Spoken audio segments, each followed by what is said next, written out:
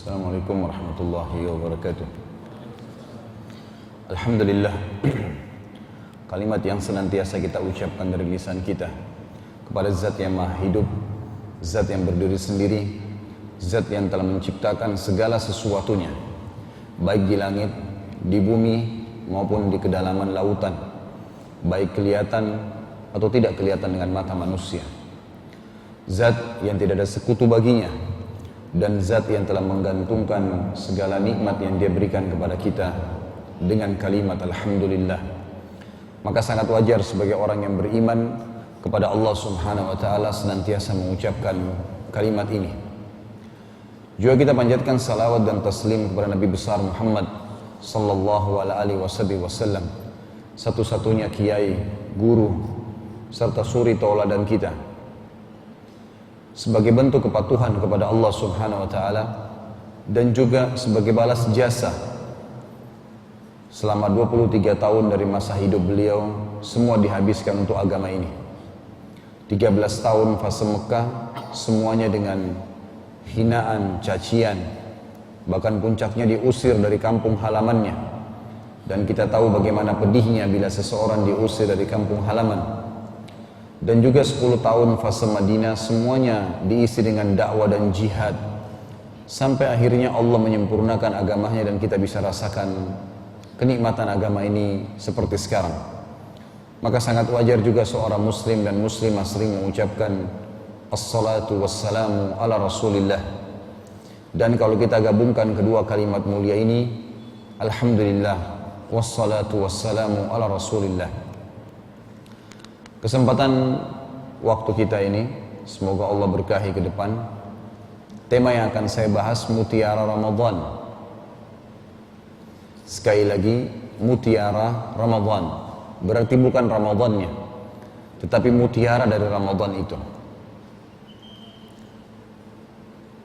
Banyak umat Islam, saudaraku, begitu tiba Idul Fitri, mereka ramai-ramai mengucapkan Alhamdulillah.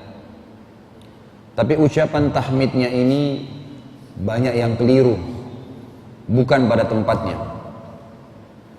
Karena lisan mereka pada saat mengucapkan Alhamdulillah, mereka ikuti dengan perasaan dalam hati, Alhamdulillah sekarang tidak lagi puasa, Alhamdulillah sekarang tidak lagi sholat malam, tidak ada tarawih lagi, tidak perlu ke masjid, tidak perlu baca Al-Quran, tidak perlu lagi sibuk dengan amalan-amalan yang dikerjakan selama puasa Ramadan.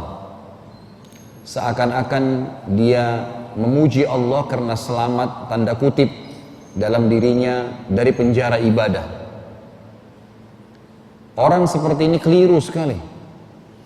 Bahkan yang luar biasanya, mereka kembali pada pelanggaran-pelanggaran agama, kemaksiatan. Seakan-akan dia mengatakan Alhamdulillah sekarang sudah boleh lagi pacaran, sudah boleh lagi memakan uang yang haram, sudah boleh lagi melakukan ini dan itu dari kemaksiatan kepada Allah Subhanahu wa Ta'ala. Ini tahmid yang keliru, pemahaman yang salah. Orang-orang seperti ini kita akan lihat setelah Ramadan luar biasa drop imannya, malas beribadah, karena memang dia niatkan seperti itu. Seakan-akan Ramadan itu hanya waktu yang seremoni, cuma sekedar testimoni saja untuk meramaikan suasana. Ini salah sekali. Semestinya setiap orang di antara kita, dan kalau Bapak Ibu ada yang memang seperti itu, kelompok yang pertama tadi saya sebutkan, maka detik ini ubah niatnya dalam hati. Ucapkan dengan tulus Alhamdulillah, sebagaimana orang-orang yang beriman. Alhamdulillah sekarang iman saya sudah bertambah. Alhamdulillah sekarang saya siap menjalankan hasil-hasil training Ramadan. Alhamdulillah sekarang saya siap puasa, saya siap sholat malam, saya siap baca Al-Quran dan menghafalnya, saya siap bersedekah, saya siap meninggalkan semua apa yang Allah haramkan. Itu yang mesti kita lakukan. Kalau niatnya seperti kelompok kedua yang baru saya sebutkan, saya jamin Bapak Ibu sekalian, Anda akan terjadi pada diri Anda perubahan total, perubahan yang luar biasa. Karena memang Ramadan itu adalah bulan training, bulan pelatihan, Bukan bulan hanya meramaikan suasana karena kerabat kita pada puasa, karena semua yang syahadat puasa. Enggak, bukan karena itu. Kita sedang tanda kutip ya, dipaksa oleh Allah selama Ramadan untuk mencapai tingkat ketakwaan. Tingkat ketakwaan ini tingkat orang yang selalu mau mengerjakan perintah. Itu tingkat ketakwaan. Baik itu wajib ataupun sunnah. Selalu semangat. Orang yang selalu semangat mau mengerjakan perintah Allah, yang wajib dan yang sunnah, azan cepat ke masjid, sholat sunnahnya gak pernah ketinggalan, selalu punya jadwal baca Quran setiap hari, selalu patuh mengerjakan yang wajib dan sunnah. Kalau makan dan minum, menggunakan pakaian, selalu menikmati yang halal. Dan dari sisi lain, meninggalkan semua yang diharamkan, semua yang dilarang, haram ataupun makruh, bukan cuma yang haram, makruh pun ditinggalkan, dan juga selalu meninggalkan yang diharamkan dari makanan, minuman dan pakaian, juga pergaulan tentunya. Maka ini orang yang bertakwa namanya. Ayat Al-Quran surah Al-Baqarah 185 selalu kita dengar selama Ramadan nih, daripada ustadz-ustadz kita, daripada kiai kita. A'udzu billahi minasyaitonir rajim. Bismillahirrahmanirrahim. Ya ayyuhalladzina amanu kutiba alaikumus shiyamu kama kutiba alal ladzina min qablikum. Ini udah lewat nih.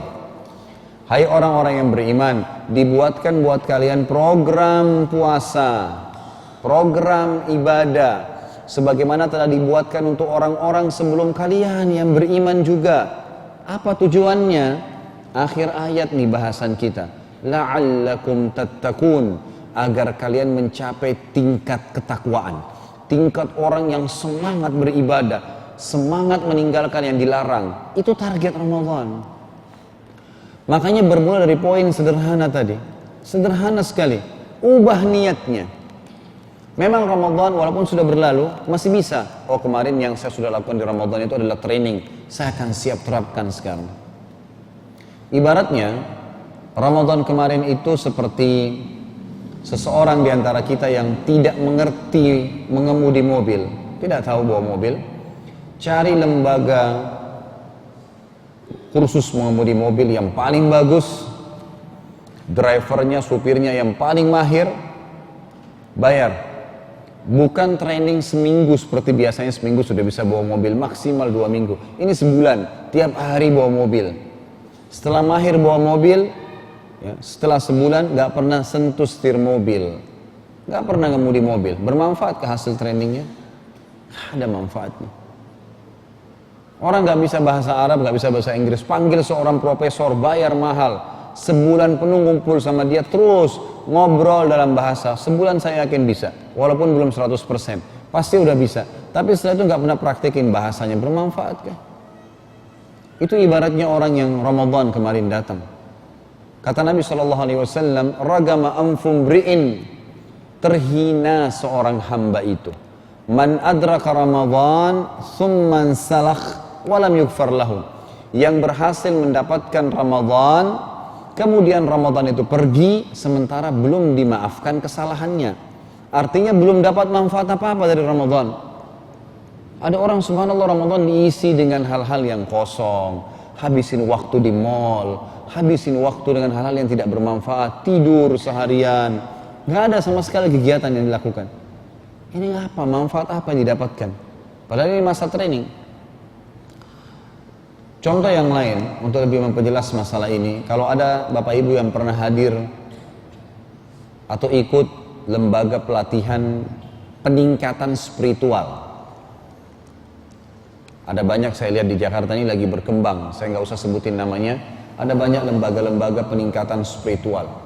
Kadang-kadang oleh lembaga-lembaga ini saya lihat ditawarkan satu skill saja, misal meningkatkan kejujuran, meningkatkan apa gitu kan.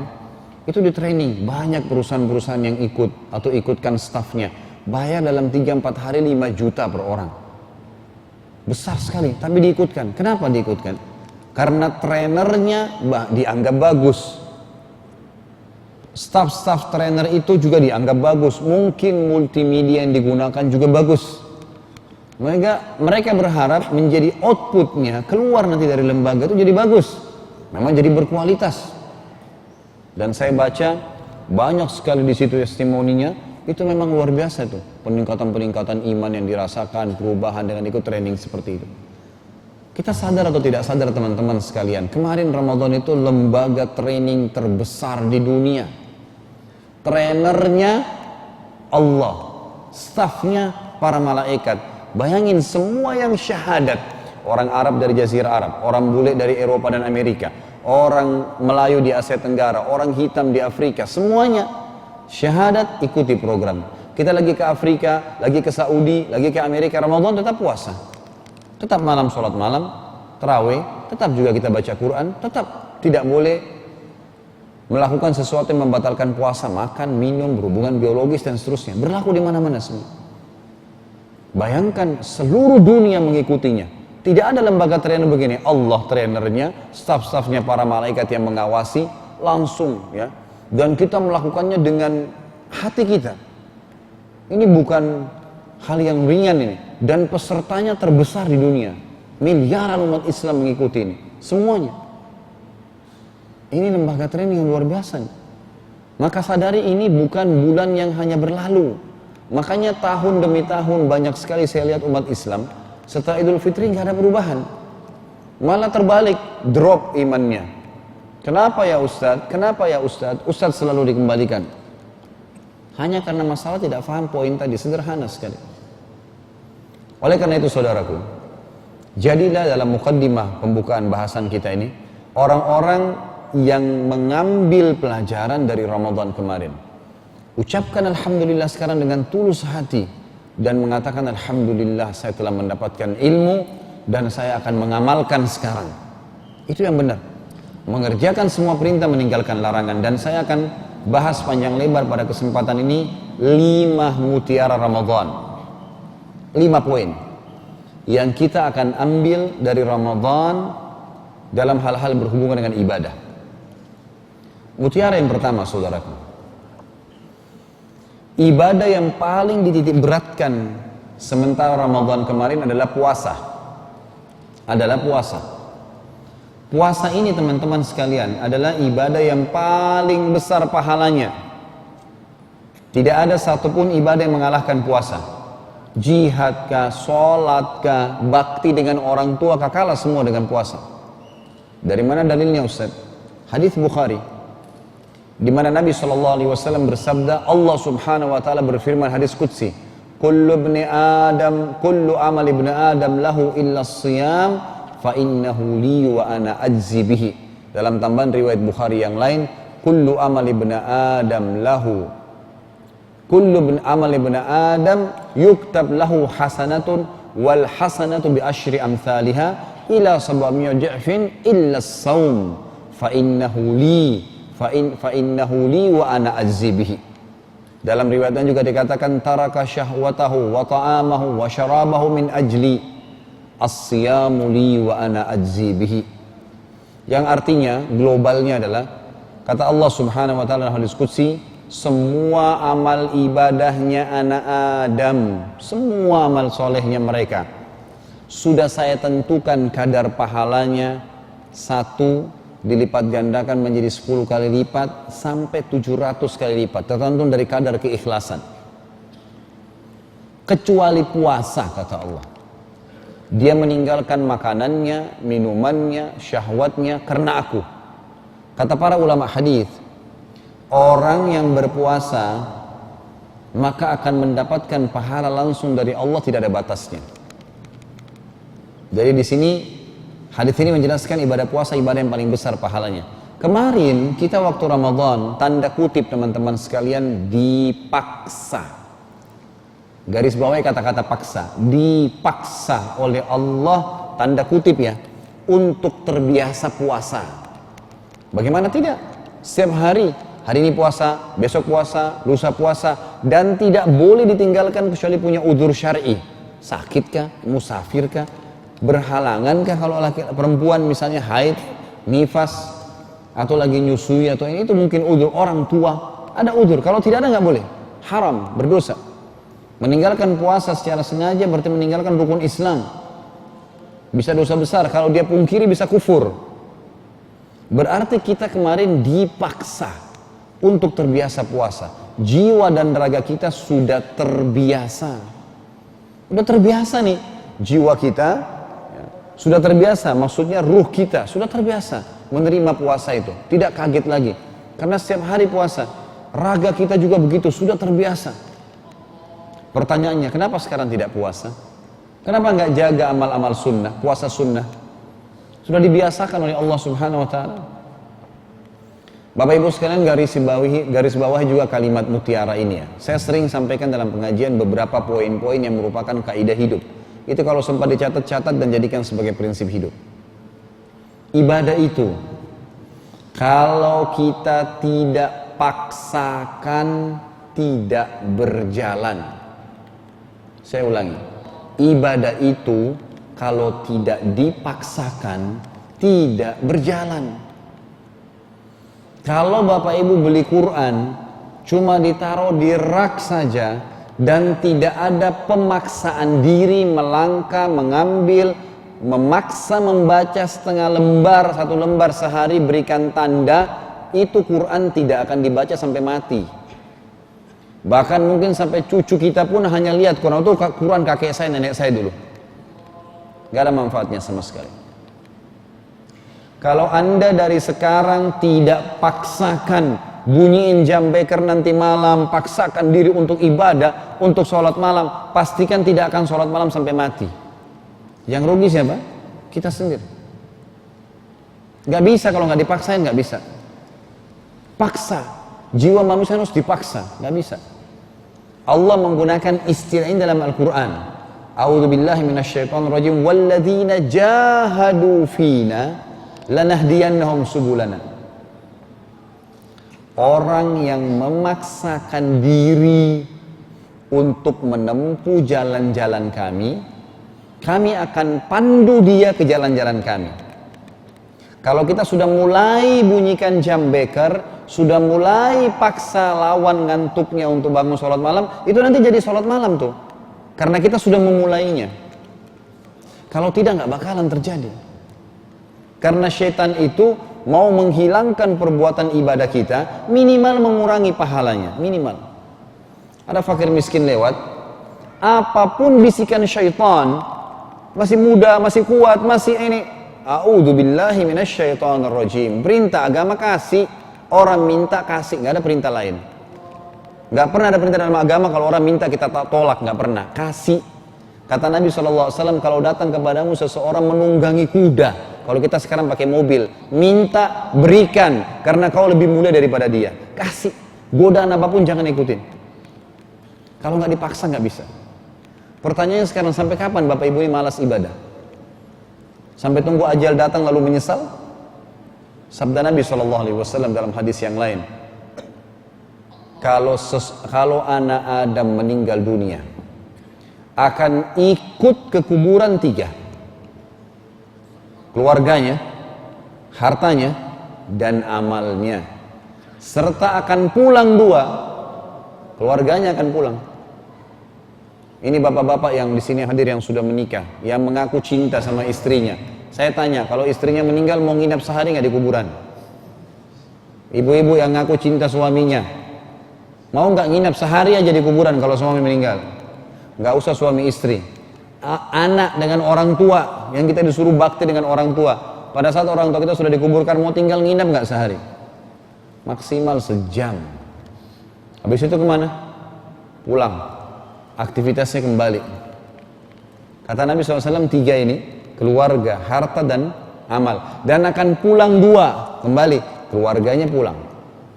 Ditinggalin sendiri tuh. Tinggal hartanya. Mobil Alphard kah, mobil Ferrari kah, mobil apa saja yang mewah yang dimilikin, itu paling jauh parkir di pagar kuburan. Nggak akan masuk liang lahat.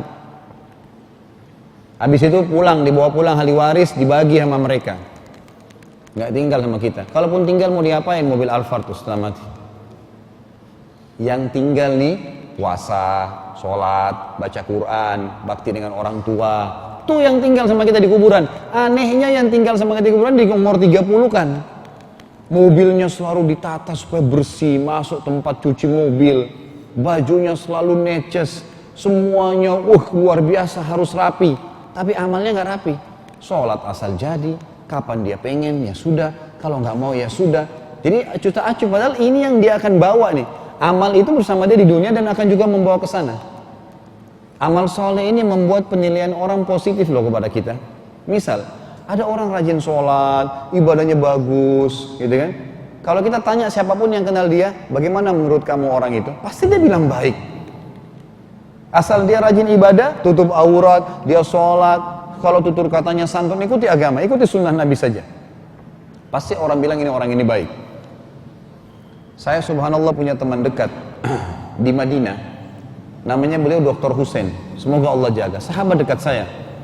Dan kami memang sudah sepakat untuk saling mencintai karena Allah subhanahu wa ta'ala, ingin menjalankan sunnah Nabi. Kalau saya lagi ke Madinah sering ketemu sama beliau, kadang-kadang kalau dari Indonesia saya telepon ke sana, lagi ngobrol, tanya apa kabar segala. Seringkali saya menggunakan metode sama teman saya, sahabat dekat saya ini, ayo kita saling menasehatin nih, jadi jangan ngobrol kosong gitu.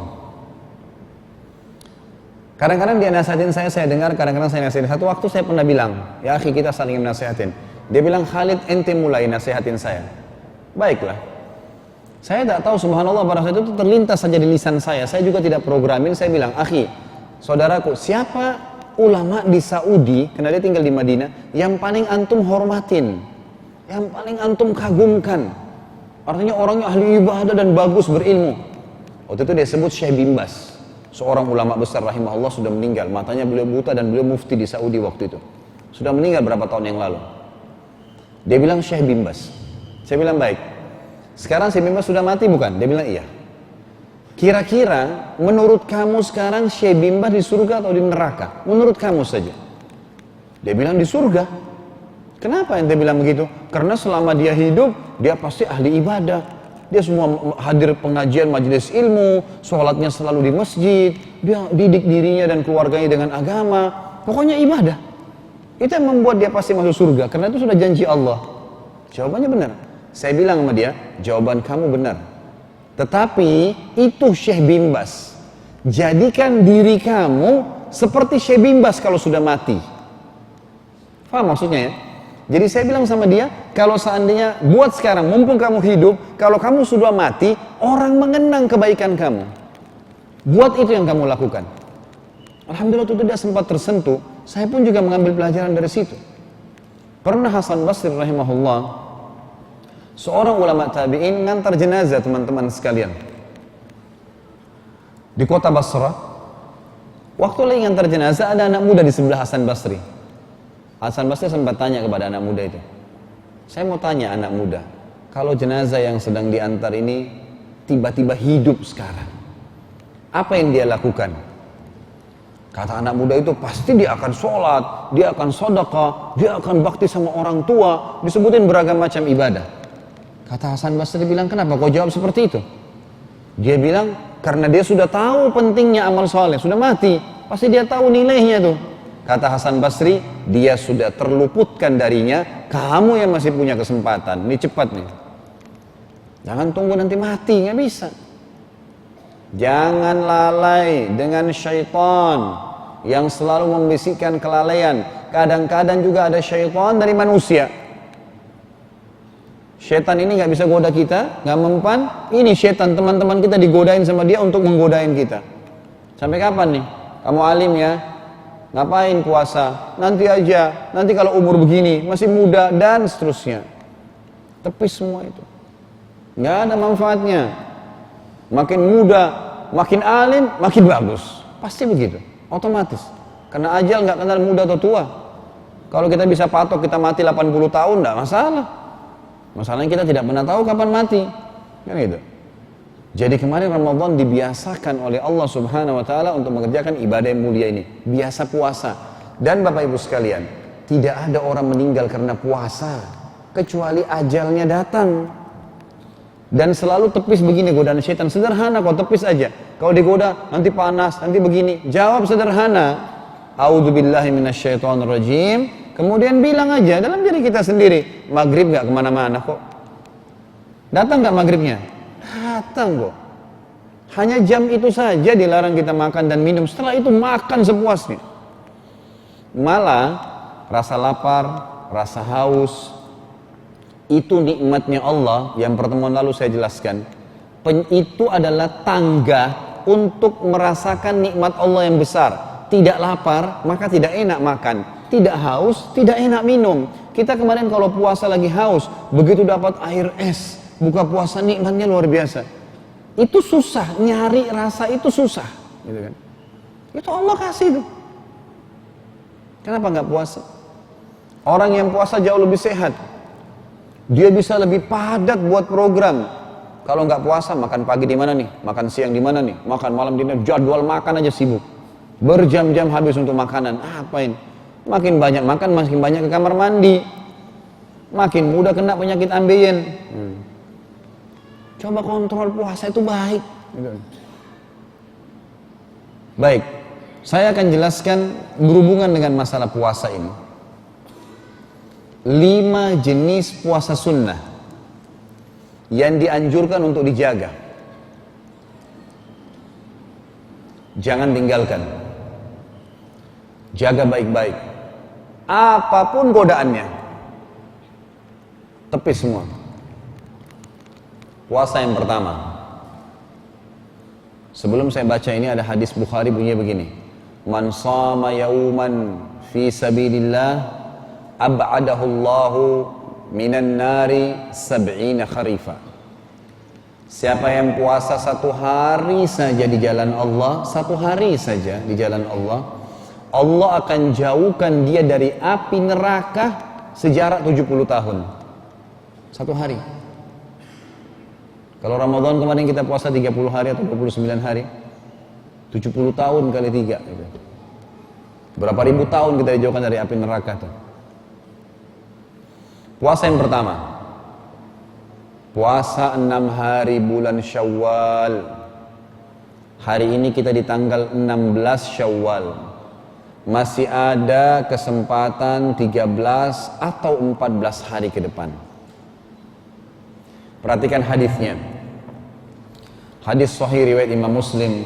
Kata Nabi SAW, man shama Ramadan thumma atba'u sittan min Syawal kana kasomad dahar. Siapa yang puasa Ramadan sebulan penuh lalu diikuti 6 hari, garis bawahi kalimat saya, 6 hari saja, kata-kata saja di garis bawahi baik-baik, dari bulan Syawal, pahalanya sama dengan puasa setahun penuh non-stop. Bayangin Bapak Ibu sekalian, kita puasa 365 hari non-stop. Hari ini puasa, besok puasa, lusa puasa, berat gitu.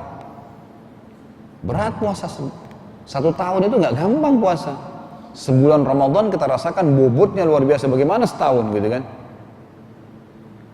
Tapi Allah dengan kemahamurahannya memberikan kepada kita pahala setahun itu hanya dengan puasa Ramadan tambah 6 hari saja dari bulan Syawal. Begini rasionalnya.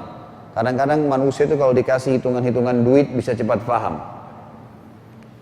Kalau bapak-bapak ibu kerja di perusahaan, pimpinan perusahaannya bilang begini, siapa pegawai saya kerja Januari full 1 bulan, on time, kerjaan semua dikerjakan dengan bagus 1 bulan, tambah 6 hari saja bulan Februari, tambah seminggu lagi lembur, gajinya setahun cash. Bagaimana pegawainya? Nggak perlu kerja setahun ya, nggak usah repot-repot 12 bulan, 5 minggu, saya yakin lembur. 5 juta gajinya 60 juta didapat. Tadi 12 bulan, ini dalam 5 minggu dapat 60 juta. Paham langsung ya? Alhamdulillah. Kalau hitungan duit langsung paham. Tapi nggak apa-apa, yang penting paham. Jadi sama kurang lebih seperti itu kata Nabi SAW, siapa yang puasa Ramadan sebulan penuh 6 hari tambah saja dari bulan Syawal, pahalanya puasa setahun non-stop. Yang luar biasanya, puasa hari 6 Syawal ini boleh dicicil. Boleh hari ini, boleh minggu depan, pokoknya selama Syawal. Dari hari ini sekarang, besok, mulai besok itu masih ada sekitar 13-14 hari. Pilih 6 hari. Itu luar biasa, cicil. Boleh puasa sunnah, ibadah sunnah digabung dengan sunnah lain, boleh. dengan puasa Senin Kamis misalnya. Setiap puasa Senin sekalian puasa Syawal, boleh. Asal sunnah dengan sunnah. Jangan digabung sunnah dengan wajib. Jangan lagi ada yang nanya, Ustadz boleh nggak saya bayar qadha puasa saya dengan puasa Syawal? Nggak boleh. Sebagaimana nggak boleh puasa qobliyah duhur digabung dengan duhur, nggak boleh. Wajib sama sunnah nggak boleh. Sunnah sama sunnah boleh. Ustadz boleh nggak saya punya utang Ramadan? Mungkin ibu-ibu terutama sering punya utang karena kadang-kadang berhalangan. Saya punya utang Ramadan 5 hari. Saya mau puasa Syawal dulu. Boleh. Nggak apa-apa. Mau Syawal dulu boleh. Afdalnya bayar utang dulu. Afdalnya. Tapi kalau mau puasa Syawal dulu boleh. Hanya kalau belum sudah puasa Syawal 6 hari tapi utangnya 5 hari belum dibayar, selama belum dibayar pahala setahun belum dicatat di buku amal. Karena syaratnya harus full 1 bulan. Boleh tapi hukumnya. Jadi perlu harus bawahi, ini pahala yang luar biasa nih. 6 hari saja, puasa yang pertama. Catat sekarang, kita sudah punya 6 hari. 1 tahun kita punya 365 hari. Sudah ada 6 hari, kalau kita puasa Syawal terblok. Itu diisi di buku amal kita dengan amal soleh. Kalau tambah Ramadan 30 hari, berarti 36 hari itu. Dari 365 hari. Masuk puasa yang kedua, puasa yang sudah sering kita dengar, tapi saya nggak tahu terus terang, sampai sekarang saya nggak habis pikir, apa yang menghalangi Bapak Ibu melakukan puasa ini? Puasa Senin dan Kamis. Kenapa nggak mau puasa Senin Kamis ini? Oh saya meeting Ustadz, saya kerja, ada arisan, apalah macam-macam alasannya. Memang kenapa kalau meeting, kalau puasa? Ada masalahnya? Emang kenapa kalau janjian sama teman? Kenapa tidak janjian sama teman buka puasa? Kenapa harus makan siang? Kenapa nggak makan malam misalnya? Dan Senin Kamis ini dalam 1 minggu kita punya berapa hari? 7. Cuman 2 hari. Masih ada berapa hari sisanya? 5. Selasa, Rabu, Jumat, Sabtu, Ahad. Ini buat janjian nih. Kenapa harus Senin Kamis? Blok untuk Allah tuh. Nggak mau, saya Senin Kamis tetap puasa. Lawan, paksain, kalau enggak bisa. Sampai kapan nih? Nanti ada Senin depan, nanti Senin depan. Pas dicabut malaikat maut baru nyesal, ya Allah, ada 300 Senin saya nggak puasa. Nggak bisa lagi, nggak bisa diperbaiki. Paksa, nggak bisa, harus dipaksa. Puasa, nggak ada orang mati karena puasa. Kemarin sudah 29 hari dilatih sama Allah, kok nggak bisa? Jiwa dan raga kita sudah terbiasa. Jadwalin. Fadilahnya, hadis yang disebutkan oleh Nabi SAW dalam riwayat Imam Tirmidzi, ditanya dengan sanad hasan, kenapa anda puasa Senin Kamis ya Rasulullah? Kata Nabi SAW, innal a'mala tu'radu fi kulli yawm itsnain wal khamis wa uhibbu an yu'rad amali wa ana sha'im. Setiap Senin dan Kamis amal soleh sedang dilaporin ke langit, dan aku ingin pada saat lagi dilaporin ke langit aku sedang berpuasa. Jadi Nabi SAW mau itu waktu dilaporin tuh amal yang paling bagus tuh, puasa Senin Kamis. Ayah saya, ini karena beliau tidak hadir jadi saya ceritakan, gitu kan. Alhamdulillah masih hidup sekarang di kota Makassar, masih luar biasa, masih Allah berikan kesehatan. Dari umur 15 tahun puasa Senin Kamis. Sekarang umurnya sudah 80 tahun. Saya kadang-kadang berpikir, ambil pelajaran dari beliau, luar biasa pahalanya nih. Sebagai anak aja saya bilang, dari 15 tahun sampai 80 tahun, kan?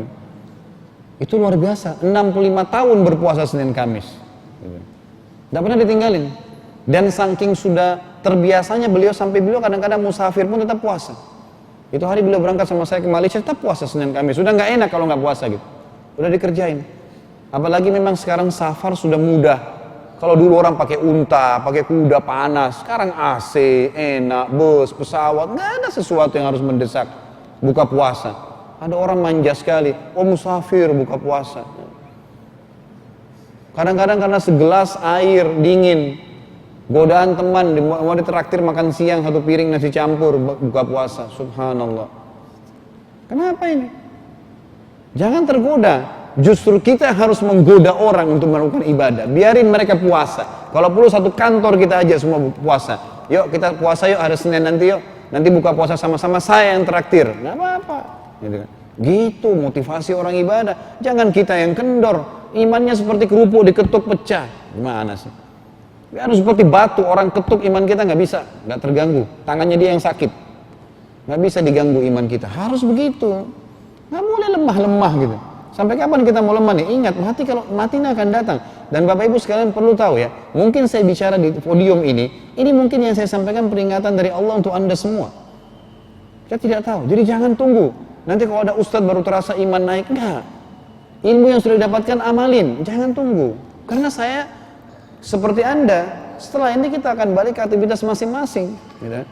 Jadi nggak bisa, ambil pelajaran dan harus berubah. Nggak boleh nggak. Nggak boleh lalai terus, sampai kapan nih lalai? Kita hitung sekarang secara matematika.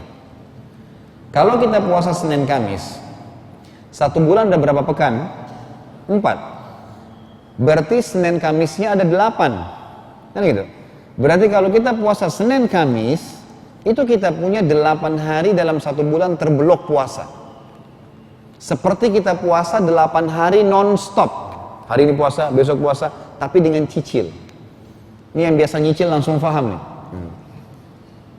Cicil, gampang. 1 tahun ada 12 bulan. Keluarkan 1 bulan Ramadan, sisa 11 bulan. Kalau 8 hari 1 bulan, kali 11, berapa? 88 hari. Berarti dalam 1 tahun, 11 bulan, kita punya 88 hari puasa Senin Kamis. Terblok tuh, seperti 88 hari puasa non-stop. Hari ini puasa, besok puasa, 88 hari, berat tuh. Dan itu hampir 3 bulan kita puasa non-stop istilahnya, gitu kan. Tapi ini nggak dicicil, pahalanya kita dapatin nanti tuh. 88 hari, tambah tadi 6 hari bulan Syawal, 88 tambah 6, 94. Kita sudah punya 94 hari, gitu kan. Tambah Ramadan 30 hari tadi, 124 hari. Berarti kita sudah punya dalam 1 tahun 365 hari. Ramadan tambah 6 hari Syawal tambah Senin Kamis sudah 124 hari, seperti Bapak Ibu puasa 124 hari tanpa berhenti. Hari ini puasa, besok puasa terus, tapi ini dicicil. Senin Kamis 6 hari Syawal, nggak terasa. 1 tahun tuh akumulasi buku kita sudah 124 hari. Itu baru 2 jenis puasa. Kita punya 5 jenis puasa. Puasa yang ketiga, puasa Ayyamul Bid. Ayyamul Bid atau hari-hari putih. Ini dikerjakan tanggal 13, 14 dan 15 dari bulan Hijriah. Tentu bulan Syawal ini sudah lewat ya. Kemarin Rabu, Kamis, Jumat. Karena hari ini Sabtu tanggal 16. Berarti kemarin nih 13, 14, 15. Tetapi ulama berpendapat afdolnya puasa 3 hari ini dikerjakan di Ayyamul Bid, di 13, 14, 15. Tapi kalau orang punya uzur, boleh ganti hari lain, yang penting 3 hari berturut-turut. Boleh 21, 22, 23, boleh 27, 28, 29. Boleh kalau mau musafir atau ibu-ibu biasa berhalangan di pertengahan bulan, awal bulan, 3, 4, 5, 9, 10, 11 boleh, yang penting 3 hari. Afdalnya 13, 14 dan 15. Dan paling tepat kalau Bapak Ibu yang mau bekam, tahu bekam ya? Hijama, mengeluarkan darah kotor dengan cara disedot, itu sunnah Nabi SAW. Sekarang sudah banyak menjamur Jakarta tempat bekam. Coba jalankan bekam tuh. Itu bekam training, terapi yang sangat baik sekali. Mengeluarkan darah-darah kotor dari tubuh kita itu dengan cara sunnah Nabi SAW. Intinya bekam itu paling afdal dikerjakan tanggal 17, 19 dan 21 dari bulan Hijriah. 17, 19 dan 21 ini sunnah Nabi SAW. Dan ulama menghubungkan dengan puasa Ayyamul Bid. Yang puasa 13, 14, 15, kemudian dia buka puasa tanggal 16. Saya tidak puasa, 17-nya dia bekam, itu luar biasa. Cepat sekali tarik kotoran-kotoran di darahnya. Jadi itu lebih cepat, lebih sehat tanggal 19 dan juga tanggal 21. Fadilahnya adalah hadis Bukhari di mana Nabi SAW bersabda, "Shaumu thalathatu ayyam min kulli syahr, saumad dahri kullahu." Berpuasa 3 hari berturut-turut dalam 1 bulan, hanya 3 hari. pahalanya sama dengan berpuasa setahun penuh. 3 hari kerja, ini lebih hebat lagi nih. Gajinya setahun. 3 hari. Ajak anak, ajak istri, ajak saudara, ajak suami, ajak puasa. Dan kenikmatan kita buka puasa sama keluarga kemarin Ramadan bisa dirasain sekarang lagi kok. Kenikmatan membuka puasakan orang itu bagus, masih bisa dilaksanakan. Ada tradisi di Indonesia yang sebenarnya mesti diterapkan ya. Kalau di Madinah sama Mekah itu sepanjang tahun di Masjid Nabawi dan Masjid Haram Mekah itu selalu ada sufra, selalu ada plastik yang buka puasain orang.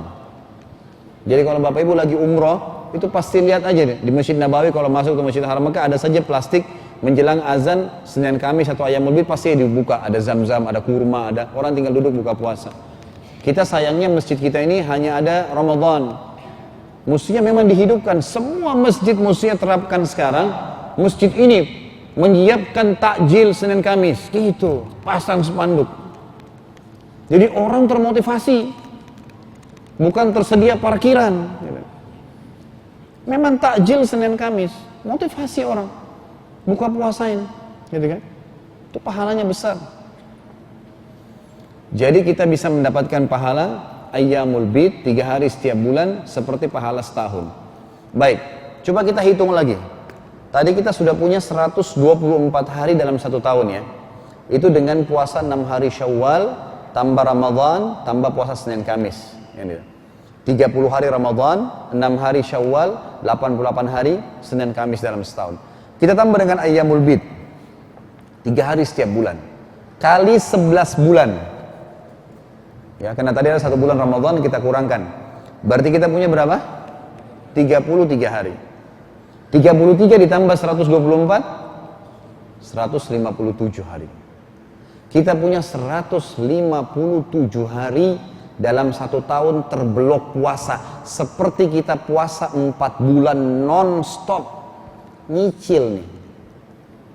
Pahalanya sudah banyak, buku amal kita penuh dengan ibadah. Ini luar biasa.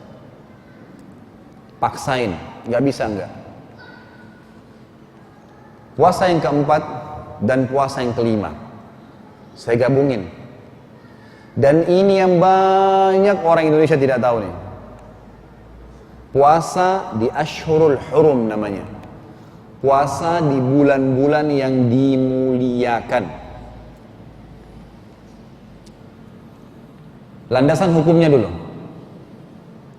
coba kita tadabburi sama-sama surah At-Taubah ayat 36. At-Taubah ayat 36. A'udzu billahi minasyaitonir rajim. Bismillahirrahmanirrahim. Inna iddatash syuhuri 'indallahi 12 syahran fi kitabillah yauma khalaqas samawati wal arda minha arba'atun hurum.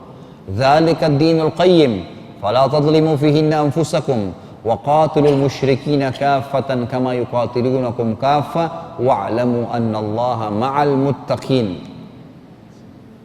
Artinya, sesungguhnya di sisi Allah Subhanahu wa taala ada 12 bulan yang telah Allah tentukan sebagai perhitungan tahunan kalian. 12 bulan ini bulan Hijriyah. Sudah hafal belum? Hah?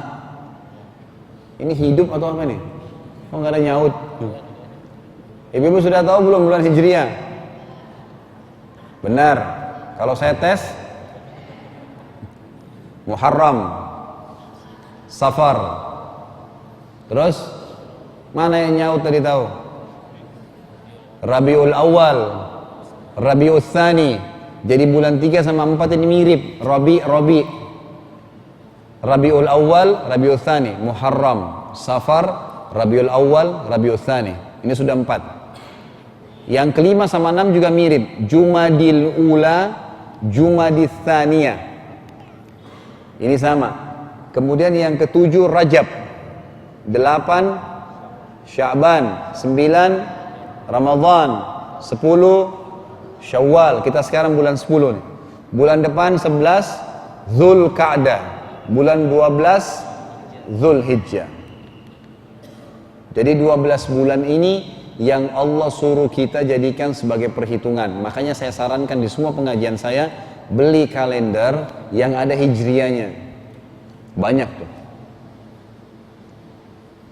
Kalau perlu masehinya kecil-kecil nggak apa-apa, hijriahnya yang besar. Masehi memang perhitungan orang Nasrani. Masehi itu maksudnya masa Isa Al-Masih alaihissalam, masanya dia, gitu kan. Tapi kita punya Nabi Shallallahu Alaihi Wasallam, hijriah. Kata Allah Subhanahu Wa Taala, dari 12 bulan itu ada 4 bulan yang hurum. Hurum ini jamak daripada haram, yang berarti dimuliakan. Kalau hurum, ha, ra, mim, haram, itu artinya dimuliakan. Kalau ha, ra, alif, mim dibaca haram. Apa artinya? Hah? Kok nggak ada yang nyaut nih? Haram, dilarang. Jadi bedanya cuma di alif ya. Kalau ha, ra, mim, haram, artinya dimuliakan. Dibacanya langsung haram. Masjid, haram. Yang itu, dimuliakan. Kalau ha, ra, alif, mim, haram, artinya dilarang.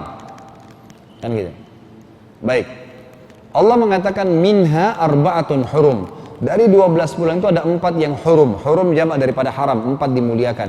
Kata Imam Qurtubi rahimahullah dalam tafsir beliau surah tafsir Ahkam Al-Quran, di tafsir At-Taubah 36 ini, Allah tidak memuliakan sebuah tempat seperti Mekah dan Madinah, dan Allah tidak memuliakan waktu seperti 4 bulan ini yang akan saya sebutkan sebentar lagi, gitu kan? Kecuali Allah akan lipat gandakan pelaku kebaikan di tempat dan waktu itu, dan Allah akan lipat gandakan hukuman di tempat dan waktu itu. Kita kalau ibadah di Mekah sama Madinah lebih besar pahalanya, tapi kalau buat dosa juga lebih berat. Di Indonesia lebih kecil pahalanya, tapi kalau buat dosa juga lebih kecil daripada wilayah haram. Berat tuh wilayah haram, gitu kan? Dimuliakan, nggak boleh cabut pohonnya, nggak boleh dibunuh hewannya, nggak boleh macam-macam. Itu ada bahasan sendiri tentunya. Bulan juga sama. Banyak umat Islam semangat ibadah di bulan Ramadan. Nggak salah, bagus. Para kiai, para ustadz sampaikan Ramadan begini, Ramadan begitu, bulan suci, bulan pengampunan, bulan ini dan seterusnya, orang motivasi ibadah, baik. Cuma sayangnya, dai-dai kita tidak nyampein ada 4 bulan selain Ramadan yang tidak kalah dengan Ramadan. Bahkan sama dengan Ramadan, dan ada 1 bulan dari 4 ini yang mengalahkan Ramadan. Ramadan kalah. 4 bulan ini dijelaskan oleh Nabi SAW dalam hadis sahih riwayat Hakim, Rajabun madharun baina Jumadi wa Sya'ban. Yang pertama bulan Rajab yang terhimpit antara bulan Jumadi dan bulan Sya'ban. Tadi bulan ke-7. Wa thalathu mutawaliyat, dan 3 bulan berentetan, berturut-turut. Dzulqa'dah. Sekarang kita di 16 Syawal.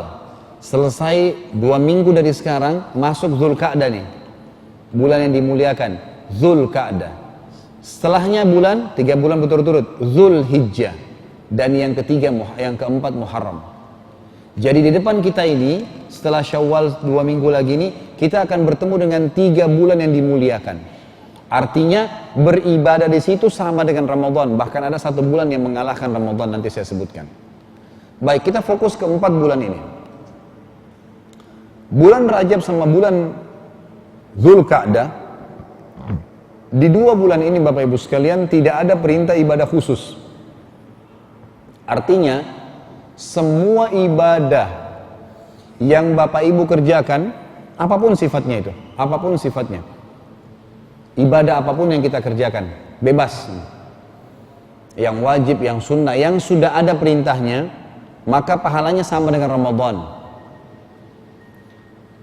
Tinggal 2 bulan yang tersisa, Dzulhijjah dan Muharram.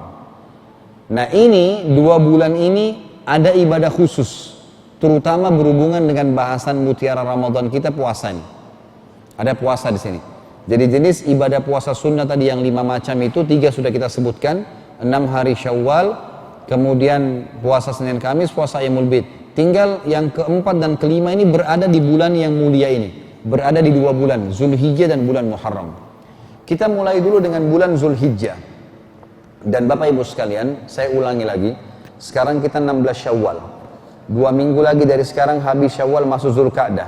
Habis Zulkaadah masuk bulan Zulhijjah. Bulan Zulhijjah ini kalau Bapak Ibu punya kalender di rumah, kalau belum sebentar bubar dari sini beli dulu. Walaupun sudah mau habis tahun Hijriah, beli. Karena tanggal 1 sampai 10 Zulhijjah itu udah lingkarin baik-baik tuh. 10 hari pertama bulan Zulhijjah. Karena 10 awal bulan Zulhijjah mengalahkan 10 akhir Ramadan.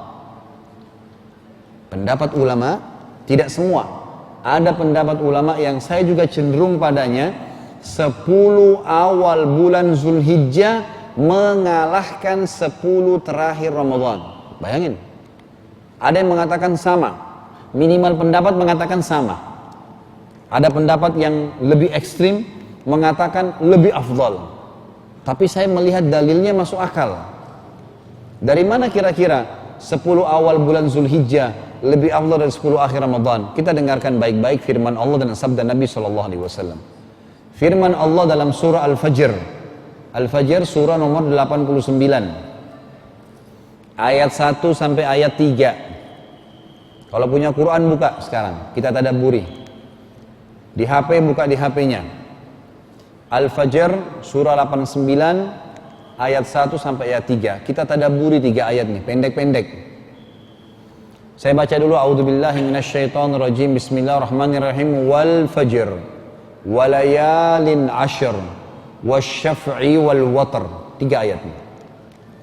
Di juz 30, anak-anak TPA banyak hafal, tapi bapak ibunya tidak hafal.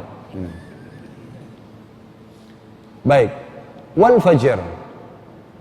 Waw ini, coba dilihat Qur'annya, waw itu namanya waw kasam, waw sumpah. Allah tidak bersumpah dalam Al-Quran kecuali yang datang setelah sumpah itu informasi penting yang harus difahamin bagi orang yang beriman. Karena waw ini namanya waw sumpah. Seperti kalau kita bilang wallahi, wawnya itu waw sumpah. Di sini Allah bilang wa, seperti wal asr. Demi waktu yang harus dijaga, gitu kan? Di sini Allah bilang wal fajr. Waw ini waw sumpah. Fajar, Bapak Ibu sekalian, adalah fajar waktu subuh. Tapi tolong garis bawahi alif lam yang ada di fajar itu. Wa al fajr. Alif lam ini namanya alif lam mu'arraf. Alif lam apa? Mu'arraf. Maksudnya alif lam yang memperkenalkan target yang sedang dibicarakan. Misal gini, kalau saya kejanjian sama seseorang teman, saya mengatakan ayo kita ketemu di Masjid At-Taqwa. Udah jelas, Masjid At-Taqwa sudah jelas ada namanya. Tapi kalau saya sama teman saya mau janjian di Masjid At-Taqwa, tapi kami tidak mau lagi sebutkan nama Masjid At-Taqwanya, takwanya nggak mau disebutin, kita tinggal bilang, saya bilang sama teman saya, ayo kita ketemu di Al-Masjid. Al ini udah jadikan target at-taqwanya, tapi kami nggak mau orang lain tahu gitu. Itu alif lam. Kalau dalam bahasa Arab rajulun, seorang laki-laki nggak jelas, atau umra'atun, seorang wanita. Tidak jelas, tapi kalau kita tambahkan alif lam, kita mengatakan ar-rajul, berarti laki-laki yang sudah ditahu siapa yang sedang dibicarakan tapi tidak disebutin namanya. Al-mar'ah, jelas, alif lam. Makanya orang yang bernama Abdurrahman, Abdu Ar-Rahman, ada alif lamnya. Itu nama Allah, gitu kan? Bolehkah dia dipanggil Rahman? Boleh. Rahman saja. Rahman boleh. Walaupun lebih baik dipanggil Abdurrahman, tapi tidak boleh dipanggil Ar-Rahman, nggak boleh. Sudah namanya Allah. Alif lam ini sudah menunjuk target yang sedang dibicarakan. Maksudnya paham ya?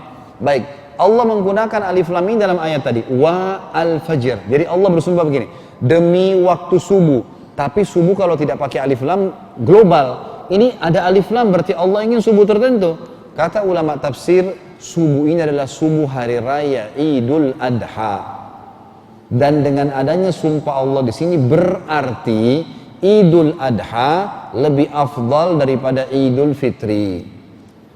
Yang ramai di Indonesia yang mana? Idul Fitri. Padahal Idul Adha itu lebih afdal, lebih besar pahalanya. Kok bisa? Setelah Idul Fitri nggak ada ibadah khusus. Masalah kita silaturahim keluarga itu tradisi di Indonesia. Karena silaturahim keluarga itu diperintahkan dalam agama sepanjang tahun, bukan Idul Fitri. Jadi habis sholat Idul Fitri itu nggak ada ibadah khusus, sudah bebas, terserah, gitu kan? Tapi kalau selesai sholat Idul Adha ada ibadah kurban, ibadah diperintahin. Makanya dia lebih afdal daripada Idul Fitri. Baik, Allah mengatakan setelah itu, walayalin asyr. Waw ini hukumnya lain, berbeda. Tadi waw sumpah, ini tidak. Ini namanya waw ataf. Ataf itu artinya penyambung hukum kalimat sebelum kepada kalimat sesudah. Dalam grammar bahasa Arab begitu. Jadi misal sumpah Allah di ayat pertama berlaku, berarti sumpah juga di ayat kedua. Layal jamak daripada lailah yang berarti malam-malam. Asyar artinya 10. Jadi Allah bilang begini, saya langsung sambungkan, demi subuh Idul Adha Allah bersumpah atas nama zatnya, kejar sholatnya, kejar kurbannya, jangan sampai hilang, dan kejar 10 malam berturut-turut sebelum subuh itu dengan sholat malam, dengan ibadah. Jadi ulama yang mengatakan lebih afdal daripada 10 akhir Ramadan karena ayat ini nih yang kedua. Kalau akhir Ramadan kita disuruh kejar Lailatul Qadar di malam-malam ganjil dan hanya 1 malam, di sini Allah suruh kejar berapa malam? 10. Bukan cuma ganjil, bukan cuma genap, 10-10-nya kejar, sholat malam. Itu yang diperintahin. Lalu Allah mengatakan wasyaf'i wal watr di ayat ketiga. Asy-syafa' adalah hari ke-8-nya, al-watr hari ke-9-nya. Saya ingin jelaskan dulu masalah haji sedikit. Untuk lebih jelas, kalau ada yang mau haji, yang mau umrah, bisa nonton di YouTube, ada ceramah saya tentang manasik haji umrah, bisa diikutin. Atau di web saya di www.khalidbasalama.com, ada di situ judulnya manasik, bisa diikutin panjang lebar. Saya cuma sampaikan sedikit masalah haji karena berhubungan dengan ayat ini. Haji itu Bapak Ibu sekalian cuma 6 hari. Berapa hari? 6. Kalau Bapak Ibu ikut ONH Plus 23 hari, 25 hari, itu sisanya untuk ibadah di Masjid Haram.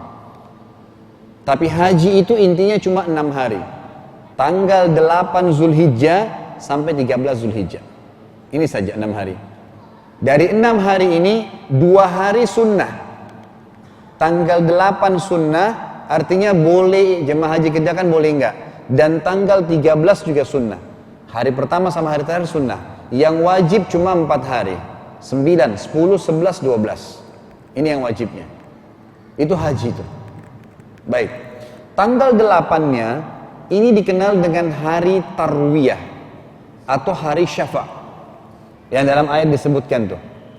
Kenapa Allah sebutkan di ayat ketiga Al-Fajr wasyafa' dan kejar juga hari ke-8-nya? Kata ulama tafsir, dan yang mau haji hadir di hari syafa' di Mina. Jadi tanggal 8 itu, dan saya sarankan kalau Bapak Ibu yang ingin haji, tanyain travelnya. Saya mau ikut sama Anda haji, tapi tanggal 8 masuk Mina nggak? Tanyain tuh. Karena rugi kalau nggak pergi. Banyak travel kita nggak mau, tinggal di hotel. Sayang itu, walaupun sunnah. Udah mahal-mahal, udah jauh-jauh sana, terus ngapain tinggal di hotel? Lebih baik ke sana, Mina. Dan tanya juga, tanggal 13 hari terakhir, bisa nggak saya tetap tinggal di Mina, di kemah? Kalau nggak bisa, jangan, cari travel lain yang jalankan. Sayang nih, walaupun sunnah, gitu kan? Kalau ngapain mau pulang, sayang. Nanti saya berbagi pengalaman sebentar. Baik, tanggal 8 dikenal dengan hari tarwiyah. Jemaah haji pada saat itu pakai ihram dari hotel masing-masing, dari kamar rumah masing-masing. Kemudian mereka ke Mina, duduk dari duha atau duhur sampai besok pagi. Mereka di situ duhur sama asar jamak kasar takdim. Di jamak digabung duhur asar, di kasar dipangkas yang 4 rakaat jadi 2 karena yang boleh di kasar hanya yang 4 rakaat. Maghrib nggak ada kasarnya. Jadi duhur asar sama isya. Duhur asar di jamak digabung, di kasar dipangkas jadi 2 rakaat, dan juga takdim dimajukan di waktu duhur. Mereka bertasbih, bertahlil, bertasbih, di situ bertakbir, membaca Al-Quran, ada pengajian biasa kalau travel itu, terus sampai maghrib. Maghrib juga sama, jamak, qasar, sama isya. Di jamak digabung maghrib sama isya, di qasar isyanya ditakdimkan di waktu maghrib. Kemudian mereka istirahat, besok pagi, ini tanggal 8 sudah selesai ya. Tanggal 9 mulai masuk hari wajib, namanya hari Arafah. Ini wajib hadir. Yang tidak hadir Arafah, hajinya batal. Jadi dia harus hadir di sini. Dari mulai terbit matahari waktunya sampai terbenam matahari. Tidak boleh keluar dari Arafah sebelum terbenam matahari. Terbenam matahari sebelum terbenam matahari keluar, maka batal hajinya. Harus hadir sampai di sini. Ini umumnya pendapat ulama. Jumhur ulama mengatakan masalah itu. Di sini mereka sholat duhur asar di Arafah, jamak kasar takdim sama. Duhur asar di waktu duhur, di jamak, di kasar pangkas 2 rakaat, di takdim. Terus habis asar mereka terus berdoa. Nabi SAW berdoa sampai terbenam matahari. Jadi jangan cari duduk lagi di Mina, di Arafah, gosip sama teman-temannya, buang-buang waktu, nggak ada manfaatnya, duduk ibadah. Setelah terbenam matahari tanggal 9, mereka malamnya ke Muzdalifah, sebuah lokasi namanya Muzdalifah. Mereka sunnahnya nginap sampai pagi, kalau nggak bisa mereka minimal melewati pertengahan malam, jam 12 malam. Setelah itu tanggal 10, hari Idul Kurban, Idul Adha, namanya hari Nahar. Mereka masuk hari Nahar ini mengerjakan 3 kegiatan dalam haji, 3-tiganya wajib. Berkurban, jumrah, melontar. Tapi jangan dibilang melontar syaitan, tidak benar itu. Melontar saja jumrah, nggak ada syaitan di situ. Jadi melontar, dan ini melontar pada hari Idul Adha hanya jumrah kubra atau jumrah aqabah. Biasa orang kita bilang lempar syaitan besar, ini nggak benar. Nggak ada syaitan besar di situ. Jumrah yang aqabah. Kemudian yang ketiga, tawaf ifadah. Kalau jemaah haji kerjakan dari 3 perbuatan ini, 3-tiganya wajib, tapi dikerjakan salah satunya saja, maka pada hari itu mereka sudah boleh tahallul, cukur rambut, buka baju ihram. Dan ini juga salah satu alasan kenapa ulama mengatakan Idul Adha lebih afdal daripada Idul Fitri, karena adanya keterkaitannya, terikatnya jemaah haji dari tanggal 8, 9 dengan kain ihram, tanggal 10 Idul Adha mereka sudah boleh buka baju ihram. Jadi selain ada ibadah kurban juga ada perbuatan ini bagi jemaah haji. Kalau bapak ibu sudah kurban, sudah boleh tahallul, cukur rambut, ganti baju biasa. Atau bapak ibu jumrah, tentu lebih baik dikerjakan semua ya, langsung. Atau tawaf ifadah, tawaf wajibnya haji di Ka'bah. Kalau bapak ibu baru jumrah dan baru kurban, belum tawaf ifadah, karena tawaf ibadah waktunya terbuka sampai tanggal 13, sampai tanggal akhir. Maka bagi suami istri belum boleh berhubungan biologis kecuali sudah tawaf ifadah. Kalau mereka tawaf ifadah baru boleh, walaupun belum jumrah dan juga belum kurban. Makanya banyak orang lebih tenang, dan saya kalau bimbing jemaah haji hari itu saya selesaikan 3-tiganya. Semuanya selesai, tuntas. Kemudian tanggal 11, tanggal 12, ini yang hari wajib, dan tanggal 13 hari sunnah, namanya hari tasyrik. Hari jemaah haji tinggal di Mina, dan setiap hari mereka jumrah, melontar, kecil, sedang, besar, kecil, sedang, besar, 3 hari. Banyak travel tanggal 12 mereka sudah keluar, mereka biasa istilahkan dengan nafar awal. Nanti ada yang tinggal, nafar thani, ya, mereka tinggal sampai tanggal 13. Kalau saya selalu sarankan tinggal sampai tanggal 13. Kemarin waktu saya bimbing haji terakhir, ada jemaah saya yang tinggal dari mungkin 150 jemaah, mungkin yang tinggal sama saya cuma 20-30 orang kali. Yang lain semua buru-buru keluar tanggal 12 nih. Ikut sama, memang itu bukan jemaah saya, ada satu kiai juga yang kebetulan punya jemaah berangkat gitu kan. Ini mayoritas yang itu sama saya, jemaah saya yang ikut nebeng di travel itu. Terus saya tahan dan mereka mau tinggal sama saya. Maka kemah jadi kosong, alhamdulillah dingin, AC-nya bagus, makanan minuman disiapin. Udah tinggal di sana, lalu kemudian kita nginap biasa, saya adakan pengajian di kemah. Kemudian besoknya kita jumroh lagi. Nah, waktu jumroh itu, saya sempat bilang sama jemaah saya, Bapak Ibu sekalian yang punya duit bawa deh. Untuk apa Ustaz? Bawa aja. Kita bersedekah nanti di tempat jumroh. Baik Ustaz, baik bawa semua. Ada yang bawa 1.000 real, 2.000 real, macam-macam Pak. Dan itu memang pengalaman ya, pengalaman. Ini bukan masalah riya. Kita kalau menceritakan sebuah perbuatan itu dan kita bisa kontrol riyanya dan untuk menjadi contoh buat orang nggak masalah. Maksud dalam firman Allah, fa'amma binikmati rabbika fahaddits. Kalau nikmat Allah boleh kamu sampaikan asal bisa menjadi pelajaran buat orang. Maka kebetulan di dekat Jumrah, dekat melontar setan itu, dekat melontar itu yang biasa orang bilang melontar setan, itu ada kontainer besar jual air es, air mineral tapi dingin gitu kan. Waktu itu panas memang, lagi panas-panasnya. Saya bilang Bapak Ibu sekalian, kontainer ini jual air mineral. Satu botol satu real, dijual satu blok itu sekitar 24 atau 30 botol. Beli 24 real beli. Terus buka plastiknya, taruh saja di jalan, terus nyaut bilang sabilillah. Bilang gitu aja. Nanti jemaah haji itu pada datang ngambilin airnya. Yang dari Afrika, yang dari mana-mana semua lewat ngambilin airnya. Habis Ustaz, beli lagi, ambil. Akhirnya sampai uangnya habis semua tuh dibeliin air. Enak juga ini Ustaz ya. Ya iya. Kapan lagi kita bisa berikan air orang dari Afrika? Negaranya jauh. Apalagi lagi musim haji. Semangat akhirnya. Mereka lakukan ibadah itu. Kan? Sudah selesai, pulang ke kemah, kami dijemput dengan bus. Subhanallah, tanggal 13 nggak macet. Tanggal 12 kemarin itu macet. Sampai berjam-jam baru sampai di apartemen. Kita setengah jam, 1 jam sudah sampai. Ya kan? Begitu sampai ke sana, ternyata jemaah saya yang lain saya tanya, ngapain antum di sini? Kemarin ngapain di sini? Ya cuma duduk aja di apartemen Ustaz. Sholat juga di masjid dekat sini. Oh gitu ya. Sudah saya diam aja nggak cerita. Nah itu jemaah saya yang lain ini pada cerita, kami begini, pada datang semua. Ustaz nyesal nggak ikut. Nggak ada, kata penyesalan sudah habis. Mana bisa diulangin kembali? Saya nggak bisa review harinya. Ibadah ini nggak bisa diulangin. Ya udah tuh nasibnya mereka. Anda haji tahun depan belum tentu juga sama saya, cuma bisa diambil ilmunya gitu kan. Paling tidak begitu. Maka itu contohnya. Jadi usahakan sampai tanggal 13. Kita kembali ke bahasan. Surah Al-Fajr tadi yang Allah mengatakan wasyaf'i wal watar, ayat ketiga, dan hari ke-8 dan hari ke-9, yang maksud tadi yang saya sudah sebutkan hari Tarwiyah dan hari Arafah. Hari Arafah. Baik. Itu ayat Al-Qur'an. Kita masuk ke hadis Nabi SAW. Hadis riwayat Bukhari. Tolong kalau perlu dihafal hadis ini. Bunyinya, ma min ayyamin al-amalu salihu fihi ahabbu ila Allah min hadhil ayyami anil ashr.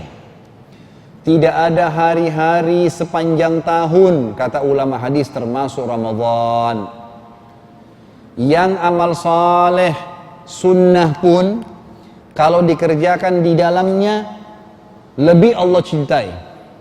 Maksudnya lebih afdal, lebih besar pahalanya dibandingkan amal saleh walaupun sunnah yang dikerjakan di 10 awal bulan Zulhijjah. Ini sabda Nabi SAW. Sahabat semua pada kaget. Apa kata para sahabat? Walal jihadu fi sabilillah ya Rasulullah. Wahai Rasulnya Allah, jihad, tinggalin istri, tinggalin kerjaan, pergi medan perang, bisa ditangkap musuh, bisa disiksa, bisa terbunuh. Berat jihad itu, gitu kan? Itu juga belum bisa mengalahkan amalan tanda kutip sunnah yang dikerjakan di 10 awal bulan Zulhijjah.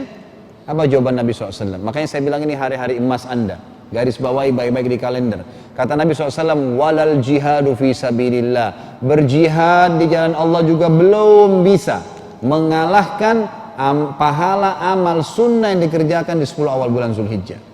Penutupan hadis kata Nabi SAW, illa rajulun, kecuali satu keadaan, seorang laki-laki, kharaja binafsihi wa malih, dia keluar membawa seluruh harta yang dia miliki, dia juga ikut berperang, punya 1 miliar, dibawa ke medan perang, semua beli senjata, dia juga ikut perang, walam yarji bidzalika bisyai, dia tidak bawa pulang keduanya, habis hartanya diinfakkan, dia juga mati syahid, baru sama pahalanya dengan senyum dengan muslim. Sedekah 1.000 rupiah, 1 gelas air mineral dikasih orang haus. Amalan sunnah yang dikerjakan di 10 awal bulan Zulhijjah. Oleh karena itu, jenis puasa yang keempat ini, kata ulama, dianjurkan setiap muslim puasa selama 9 hari. Tanggal 1 sampai 9 Zulhijjah. Jadi tadi panjang lebar kita jelaskan ini untuk titik beratkan ini. 9 hari. tanggal 1 sampai tanggal 9. Jadi ini untuk mudah ingat, tanggal 10 Zulhijjah itu hari Idul Adha. Jadi 9 hari sebelum Idul Adha. Gitu. Itu dianjurkan puasa 9 hari. Yang tidak mampu, maka boleh puasa berapa hari saja. 8 hari, 7 hari, 6 hari, 5 hari, pokoknya puasa. Yang juga tidak mampu atau mungkin tidak sempat, jangan tinggalkan 1 hari, tanggal 9. Namanya puasa hari Arafah. Puasa hari Arafah, dan ini bagi yang tidak sedang haji. Bagi yang tidak sedang haji. Kalau jemaah haji nggak ada puasa ya. Nabi SAW tidak berpuasa dan juga tidak menyuruh para sahabat untuk puasa yang sedang haji di Arafah. Tapi yang tidak sedang puasa, tidak sedang haji dianjurkan puasa. Dianjurkan puasa. Fadilahnya, kelebihannya puasa hari Arafah ini, hadis Bukhari Muslim berbunyi, su'ilan Nabi sallallahu alaihi wasallam an saumu yaumi Arafah faqala yukaffiru sanatal madiyah wal baqiyah. Waktu Nabi SAW ditanya tentang kelebihan puasa hari Arafah, beliau mengatakan puasa 1 hari itu, 1 hari Bapak Ibu sekalian, bisa mengampuni dosa-dosa setahun yang lalu dan setahun yang akan datang. Belum dibuat sudah diampuni. Ini fadilah yang sangat besar. Jangan kehilangan puasa hari Arafah. Kalau bisa 9 hari bagus. Karena memang 9 hari itu kata ulama, ya, kembali kepada umumnya sabda Nabi SAW tadi, tidak ada amal soleh sepanjang tahun. Di sini amal soleh umum, semua amal soleh termasuk. Dan kata para ulama, hadis Bukhari yang awal saya sebutkan tadi, hadis Qudsi, bahwasanya puasa adalah amal yang paling besar pahalanya, maka ditarik oleh para ulama untuk dikerjakan di 9 hari awal bulan Zulhijjah. Puasa yang terakhir, puasa di bulan Muharram. Puasa sunnah yang terakhir, puasa bulan Muharram yang dikenal dengan puasa Tasu'a dan Ashura. 9 dan 10 Muharram.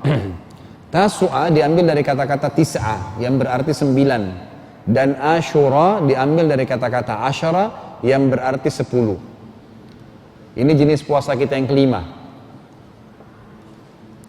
Berarti kita disuruh puasa 9 dan 10 Muharram.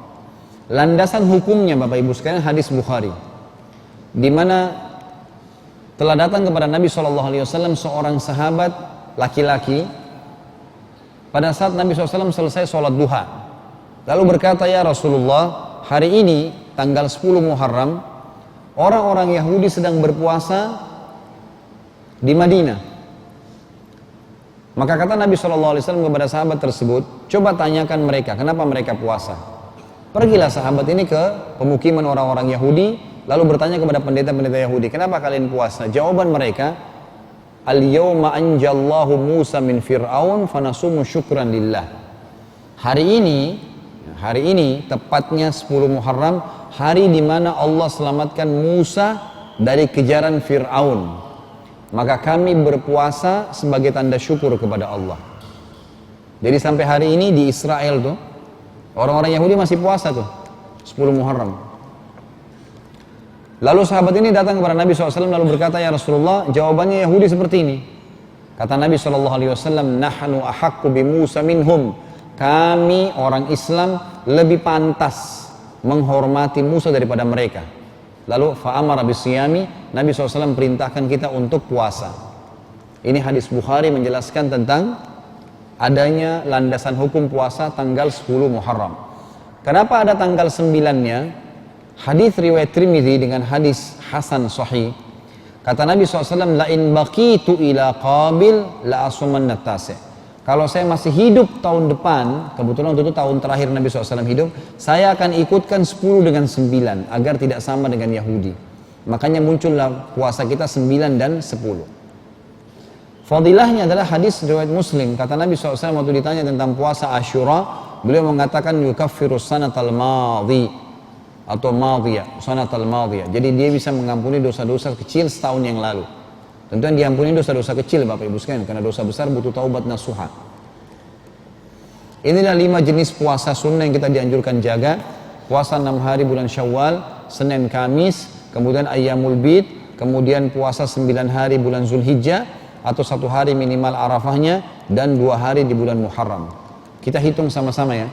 Kalau tadi Ramadan 30 hari, Misal, ditambah 6 hari Syawal 36 hari. Ditambah Senin Kamis 88 hari. Tadi sudah keluar 124 hari. Ditambah Ayyamul Bid 33 hari. Sudah mencapai angka 157 hari. Ditambah 9 hari dari bulan Zulhijjah dan 2 hari bulan Muharram, berarti 11 hari, 157 tambah 11. Gitu kan? Berarti 168 hari. Itu kita sudah punya 168 hari yang terblok dengan puasa. Seperti Bapak Ibu puasa 168 hari non-stop. Dan itu dicicil. Ini ibadah sunnah yang puasa sunnah yang kita dianjurkan jaga. Ada puasa juga, puasa Daud, tapi ini tidak saya bahas secara khusus.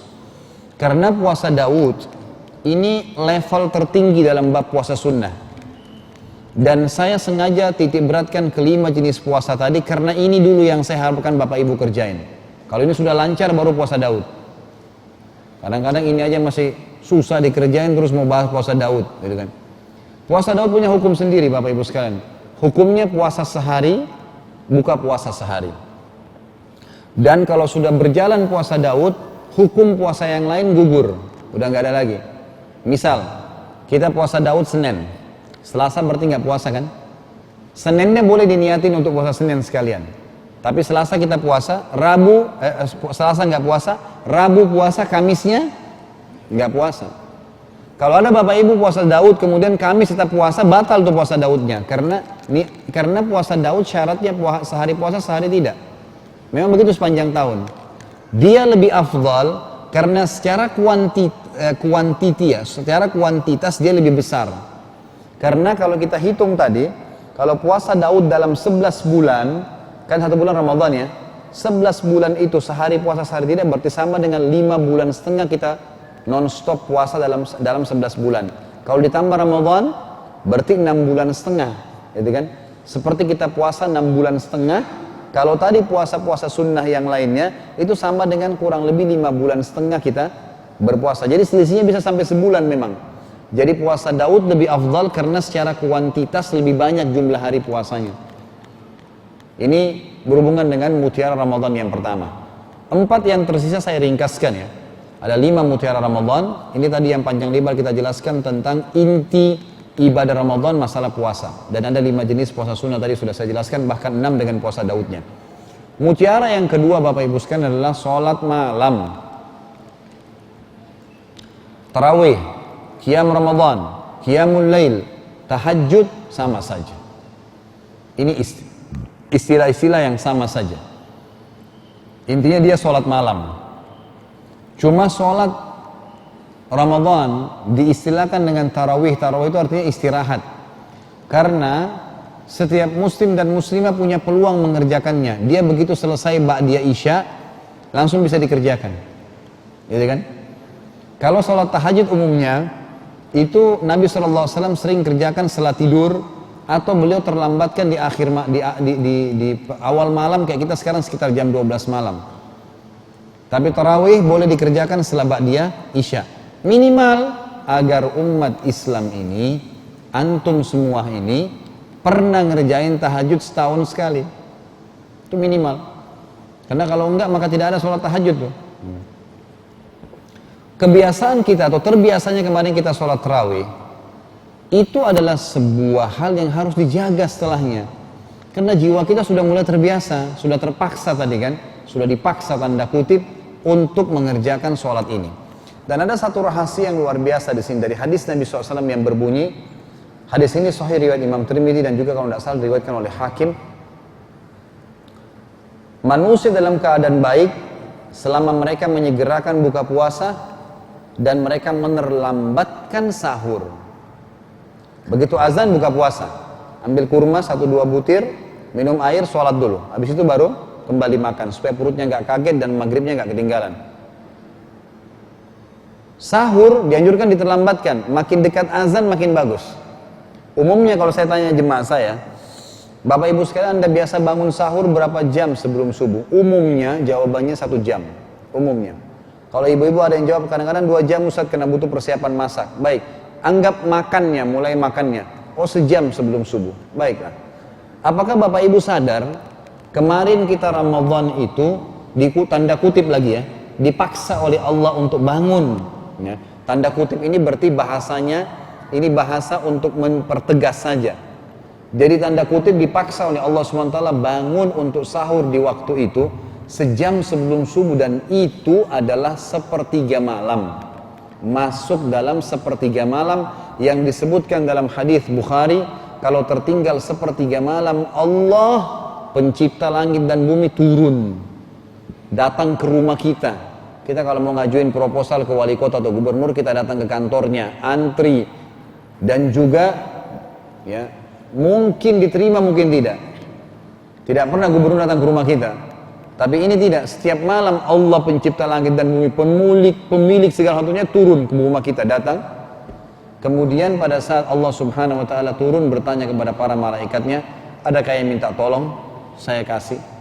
Adakah yang punya hajat saya penuhi? Adakah yang bertobat saya ampuni? Setiap malam. Kita sudah dilatih sebulan, tanda kutip tadi, dipaksa bangun dengan sahur itu agar terbiasa bangun di waktu yang mulia itu. Kenapa sekarang Bapak Ibu nggak bangun?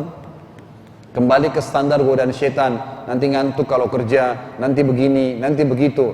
Lawan, a'udzu billahi minasyaitonir rajim. Jangan iakan setan. Lawan. Insya Allah baik. Kata Nabi SAW,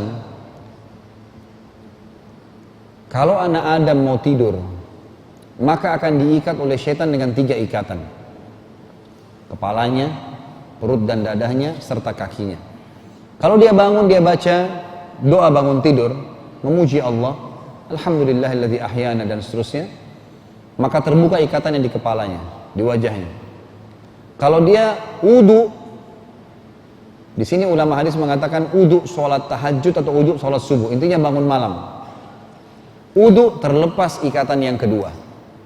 Dan kalau dia sholat, maka terlepas ikatan yang ketiga, dan engkau akan temukan orang itu paling bahagia pada harinya. Subhanallah, coba praktekin. Biar kita tidur hanya 3 jam malam. Begitu waktu bangun sholat malam tahajud 2,5 jam aja sebelum subuh deh, bangun sholat. Kemudian azan subuh coba sholat di masjid. Pastikan habis sholat subuh itu kita luar biasa semangatnya. Gak ngantuk, gak capek, gak apa. Berapa kali saya praktekin, tidak ada masalah sama sekali. Tapi kalau kita memang dasarnya tidur malas, gak uduk sebelum tidur, gak baca zikir sebelum tidur, kacau balau, dosa semua yang ada, maka biar 8 jam, 10 jam dulu gak cukup-cukup. Ngantuk aja terus. Sudah janji Nabi SAW, terlepas ikatan syaitan, maka bangun di waktu ini. Salat malam, kata Nabi SAW dalam hadis riwayat Muslim, afdalus salah ba'da salatil maktubah salatul qiyam. Salat yang paling afdal setelah salat 5 waktu adalah salat malam. Jadi kerjakan salat malam. Sudah terbiasa, kerjakan sekarang. Mutiara yang ketiga, membaca Al-Quran. Sering kita dengar ini, baca Quran, baca Quran. Tapi coba renungi deh, mudah-mudahan kali ini lebih mengenah dalam hati.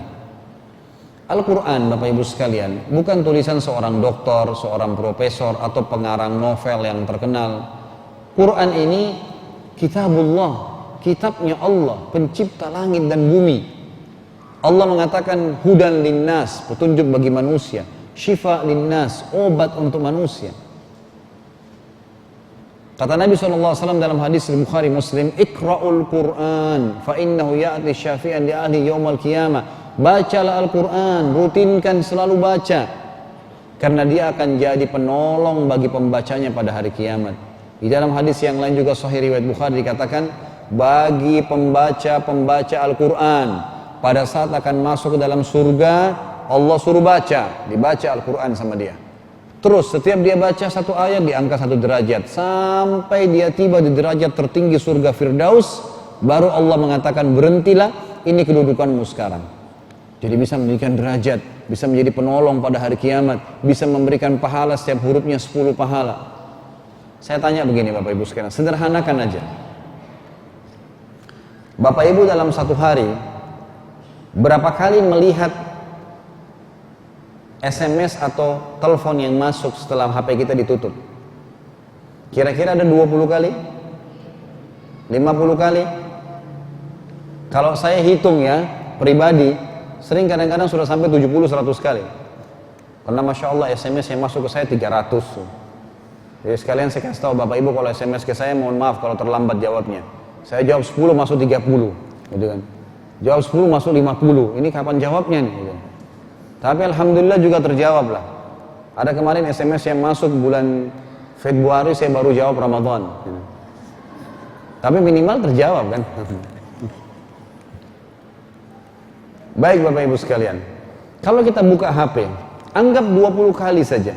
Setiap kali buka, coba terapkan mulai hari ini. Ada program Quran di HP kan? Di Android Alhamdulillah sekarang semuanya ada. Di program juga mungkin yang lain, iPhone dan itu semua juga ada. Coba sebelum buka SMS, buka program Quran, baca satu ayat. Satu ayat saja. Baru baca SMS. Baru lihat miss call. Kalau 20 kali kita lihat, kita berarti bisa baca 20 ayat. Satu hurufnya 10. Kali 20 ayat itu berapa banyak ya? Karena satu ayat kadang-kadang bisa sampai, ada yang satu ayat bisa sampai 100. Bisa sampai 100. Al-Quran ada 6.600 ayat, kurang lebih. Kalau kita baca setiap kali lihat 20 ayat, atau kita mungkin sampai 100 ayat tadi kita baca, itu dalam hitungan hari, 6 hari, 7 hari khatam Quran tuh. Hanya dengan tanda kutip mencuri waktu pada saat lihat SMS. Sehingga Al-Quran selalu nomor 1, yang lain nomor 2. Itu contoh. Al-Quran memiliki, ada lagi pengalaman lain ya. Saya pernah coba praktekin di dashboard mobil saya tahu Quran. Sengaja saya taruh supaya saya selalu lihat gitu. Memang kita selalu lakukan itu. Lampu merah, subhanallah, 1 menit, 60 detik. Saya lihat 60 detik.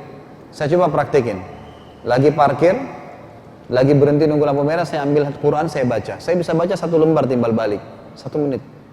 1 lembar timbal balik itu kalau dihitung bisa ribuan ayat, bisa ratusan ribu pahala yang didapatkan. 1 menit. Saya pernah antri mau keluar dari Kalibata City, tempat yang saya buka restoran. Mau keluar ada 5 mobil di depan saya. Begitu saya tunggu, oh masih antri bayar. Saya ambil baca, juga sama. Bisa selesaikan 1 lembar timbal balik. Berapa banyak kesempatan kita baca Quran nih?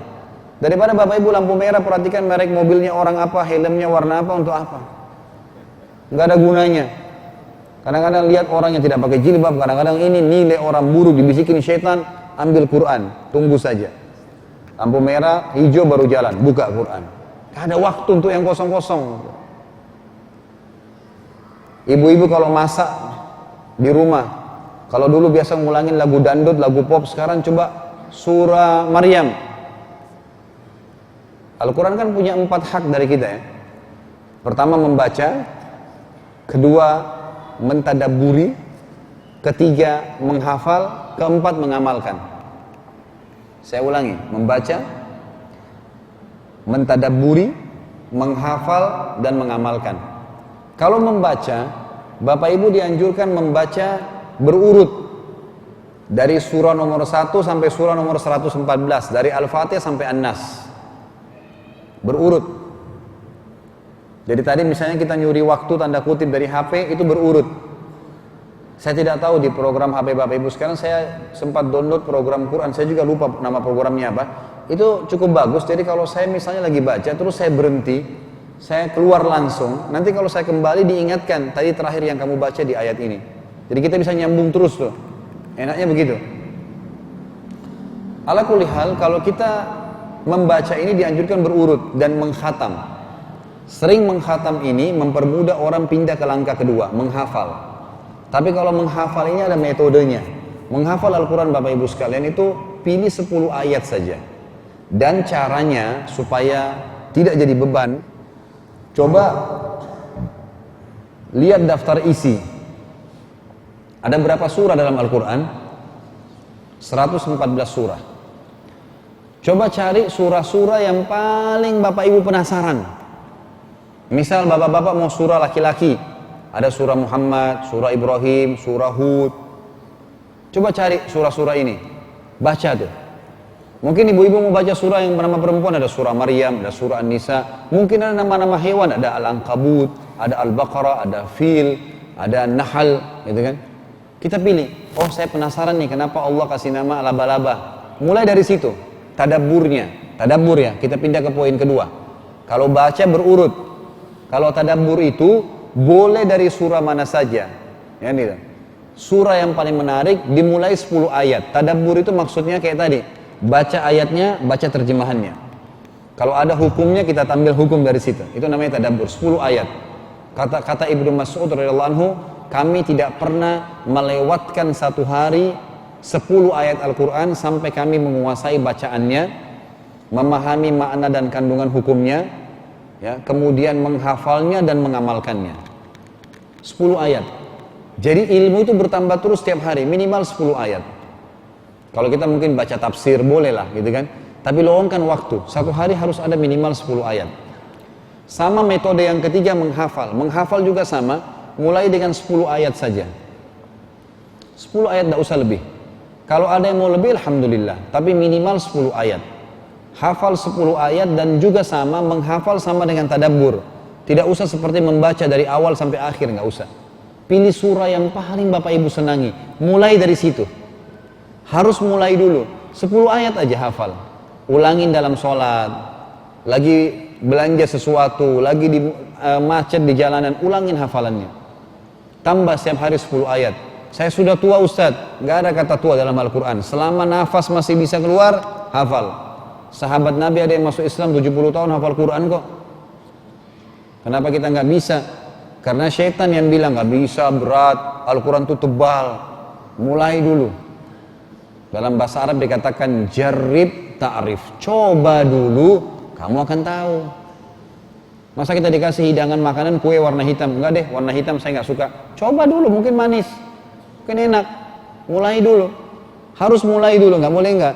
Nanti dia seperti bola salju, gitu kan? Dimulai dulu, mulai hafal, nggak usah peduli. Jalanin aja terus, hafal terus. Nanti syaitan bisikin, nanti kamu lupa. A'udzubillahi minasyaitonir rajim. Saya tidak lupa. Kenapa harus pikirin lupanya? Tidak lupa kalau diulangin dalam sholat duha, sholat malam, kita ulangin dalam sholat qobliyah, dalam sholat rawatib yang sir, yang tidak ngerasin suara, kan bisa kita baca kalau imam belum ruku. Bisa, lagi antri, lagi macet, lagi apa, jangan bengong. Ulang-ulangin hafalan Quran itu penting.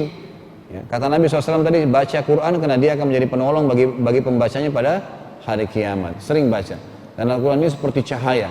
Ya, syaitan-syaitan itu melihat ada cahaya yang sangat terang bagi orang yang membaca Al-Quran. Kita masuk selanjutnya. Setelah itu menghafal, kita mengamalkan tentunya Al-Quran. Masuk mutiara yang keberapa? Keempat. Yang keempat adalah sedekah. Dari Ramadan nih juga. Kita tahu banyak orang alokasikan zakat malnya di Ramadan, ada zakat fitrah, ada pahala membuka puasakan orang, ada sedekah secara umum lah, gitu kan. Ada satu hal yang saya ingin titik beratkan, Bapak Ibu sekalian. Yang saya ingin titik beratkan begini. Persepsi tentang harusnya kita menabung banyak di tabungan, ganti sekarang. Dengan banyaknya bersedekah. Perhatikan ya, kita kan kapan rekening saya 10 juta, kapan tambah lagi jadi 100 juta, kapan 1 miliar, nggak selesai-selesai, begitu mati nggak ada yang diamalin. Kalau Bapak Ibu meninggal, kondisi rekeningnya 1 miliar, 2 miliar, nyesel luar biasa, kenapa saya nggak bangun masjid, kenapa saya nggak habisin untuk fakir miskin, nyesel tuh. Sedekah biasakan, karena memang Allah Subhanahu wa Ta'ala selain memang perintahnya kita disuruh bersedekah, juga Allah gantungkan rezeki bertambah justru karena sedekah. Hadis riwayat Bukhari berbunyi, hadis qudsi. Kata Nabi SAW, Allah berfirman, ya ibna Adam, wahai anak Adam, anfik alaik. Bersedekah dulu untukku, berinfak di jalanku, aku akan berinfak kepadamu. Jadi ternyata dengan memberi datang. Para sahabat itu tidak pernah membiarkan di rumahnya mereka makanan nginap. Ada harta, bahkan Abdurrahman bin Auf radhiyallahu anhu itu pernah dapat keuntungan 1 peti emas, gelisah dia nggak bisa tidur. Lalu dia sedekahin semua malam itu, habis. Besok datang 2 peti. Sedekah lagi, besok datang 3 peti. Sampai menjadi miliardernya sahabat. Gara-gara sedekah. Dan bersedekah ini selalu memberikan untuk Allah yang terbaik. Kalau Bapak Ibu lagi makan di rumah makan Padang misalnya, kalau mau sedekahnya maksimal, beli makan 30.000 atau 50.000 enak, nyaman. Sebagai bentuk syukur, beli dengan nilai yang sama, bungkus, kasih fakir miskin di jalanan. Itu luar biasa tuh. Seimbang antara nikmat Allah dengan yang kita kasih itu terus tuh ngalir tuh. Itu banyak fakta lapangan. Coba praktekin, sedekah datang tuh, sedekah datang. Itu pasti. Jangan pernah khawatir tentang masalah itu. Kata Nabi SAW, hartamu yang sebenarnya harta yang kau sedekahkan, dan hartamu yang tidak sebenarnya, maksudnya cuma seperti khayalan yang habis kamu makan, minum, dan berikan pakaian. Itu hanya habis duniawi. Tapi yang kamu sedekahkan itu seperti investasi akhirat. Dan ingat, berikan Allah yang terbaik, akan datang yang terbaik. Jangan Bapak Ibu bilang di rumah ada makanan mau rusak. Daripada rusak kasih aja orang. Kata-kata daripada ini nggak enak. Memang niatin kasih, bagi dari awal, bukan daripada. Baju masih bagus, kasih, jangan sudah sobek. Sudah sobek mau dipakai untuk apa? Gitu kan? Sekarang kita tesnya. Kalau celengan masjid lewat, punya 1000 baru 1000 tua, yang mana dimasukin? Hah? Yang senyum-senyum ketahuan nih. Kalau punya 10.000 dengan 100.000 ada fakir miskin minta, yang mana yang dikasih? Ketakutan kita itu yang harus dibalik sekarang, itu yang saya bilang. Coba kasih 100.000 deh, jangan 10.000.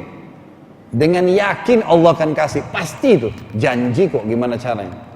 Nggak mungkin. Innallaha la yukhliful mi'ad. Allah nggak mungkin pungkiri janjinya. Saya pernah subhanallah, waktu awal-awal saya pindah Jakarta sekitar 8-9 tahun yang lalu.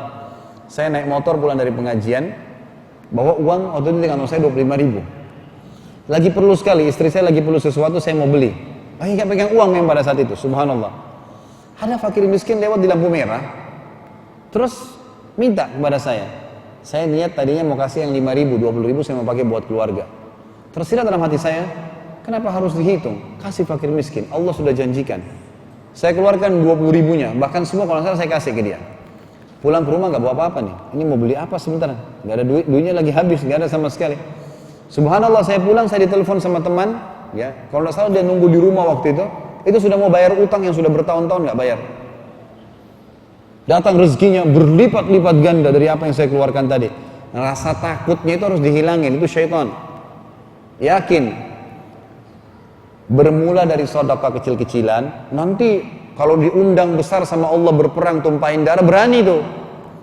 Ini nyumbangnya 100.000 nggak berani, terus mau jihad di Palestina, mustahil udah. Ini aja ketakutan, apalagi mau yang itu.